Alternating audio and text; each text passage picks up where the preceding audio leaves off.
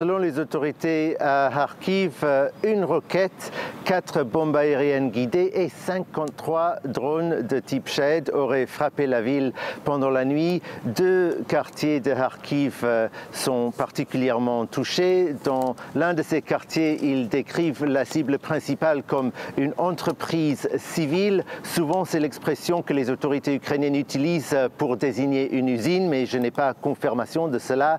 Dans un autre quartier, c'est clairement des bâtiments résidentiels qui ont été touchés. Dans un immeuble d'appartements de 9 étages, on voit une incendie assez importante sur les étages supérieurs. C'est essentiellement sur Kharkiv que les frappes de la nuit se sont focalisées. Pendant ce temps, l'offensive terrestre russe continue, notamment dans la région de Sumy, donc au nord-ouest de Kharkiv et juste à côté de la frontière russe. Là, selon les observateurs ukrainiens de Deep State, l'armée russe aurait pris encore 2 villages et s'approche d'une situation où il serait à portée de drones FPV de la ville de Sumy, ce qui pourrait mettre les habitants de cette capitale régionale en danger. Voilà, on peut dire que les négociations n'ont vraiment pas fait de progrès. L'espoir, si quelqu'un en avait, ne cesse de diminuer, sauf pour les échanges de prisonniers. Ce week-end, encore un échange de prisonniers massif est attendu.